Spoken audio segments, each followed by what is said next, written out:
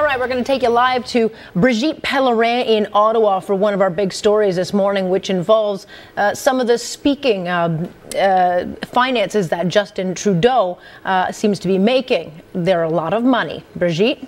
Good morning, Alex. Yes, rather a lot more money than I think most of us would make for similar engagements. We are looking at a total of well over $1 million if you go all the way back from 2006 to 2009.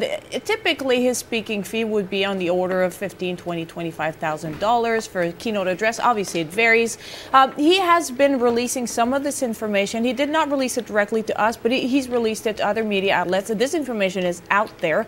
And we, again, as I say, we're looking at some examples. For instance, we have in 2009, we have one for $15,000 to a Catholic district school board, 2010, $35,000 for a fundraiser, and then 2012, we have $32,000 again in totals. There was some at Queen's University, a $20,000 speech to Credit Institute of Canada, and so on and so forth. There's a fairly long list of very, very profitable kind of speaking engagements. And this leads to, let's just say the opinions on this are fairly divided. We did have yesterday Charlie Angus, the NDP MP, who was of the view that MPs, because they're already paid by taxpayers, should not really be taking any money for giving public speaking engagements. Here's what Charlie Angus had to say about that.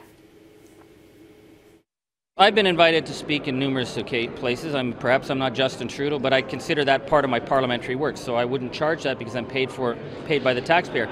I know that some MPs manage to keep another job on the side. I don't know how they do it, so if Mr. Trudeau had another sideline, which is motivational public speaker, well, I guess the question that Mr. Garneau and his colleagues could ask him, shouldn't you have been spending your time actually serving your constituents and being present in Parliament as opposed to having a job on the sideline? That would be, but that's a question that I think the Liberal Party needs to ask, because he's going to could be their future leader.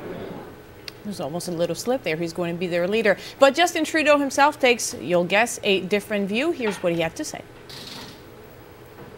I have demonstrated a level of transparency that is far above and beyond anything required of anyone in my position. I am very proud that I am leading the way on transparency. I have said everything that I'm going to say on that, and I'm glad to move on to other issues now. I also gather, Alex, that all his speaking engagements have been listed in this conflict of interest disclosure, and that apparently he says that he's been clearing all this before with the Federal Ethics Commissioner, and that this had been cleared. So I just want to say about this, I have a lot of problems with Justin Trudeau. This is not one of them, although I am jealous of his speaking fees. I don't make nearly any kind of amount like this. But I do think that he's done a great job of being out there and transparent with his own finances, and I think that a lot of us ought to follow suit. And here, if you want, I can tell you that for my own speaking engagements, I do sometimes take money for them. Sometimes I do them for free, but I'm usually well under $1,000 per event. So there you go. This is where I stand, and I would like to have more of the people, other politicians out there. I'm sure there are other MPs who have taken public speaking fees while they were sitting as MPs. Maybe we ought to know exactly how much they charge. Yeah, and it's not uncommon for anyone in the public eye. I've also done speaking engagements, but it does depend on who you do them for. If you're doing it for a charity, most people would never charge for that kind of thing. Going into a school, you don't charge for that kind of thing. So it's pick and choose. Do you think that this will come up in the debate this weekend? Yes, absolutely. And there's a very good, valid questions also as to why public schools would be spending money on him. Right. And those are great questions to ask the school administration. Why do you spend $15,000 on a politician when you make us sell pies and so on? It's taxpayers' money coming back into the, I think. But that's not for him to answer. That's for the school to answer, as far as I'm concerned anyway.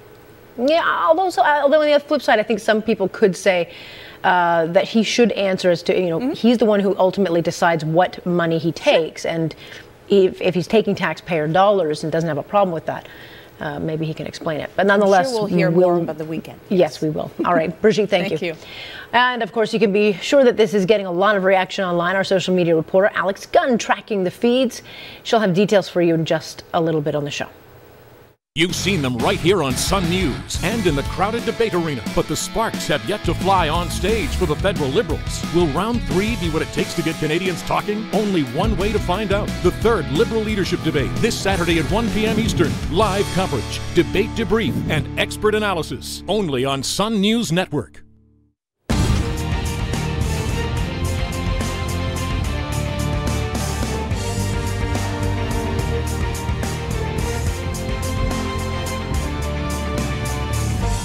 Facebook,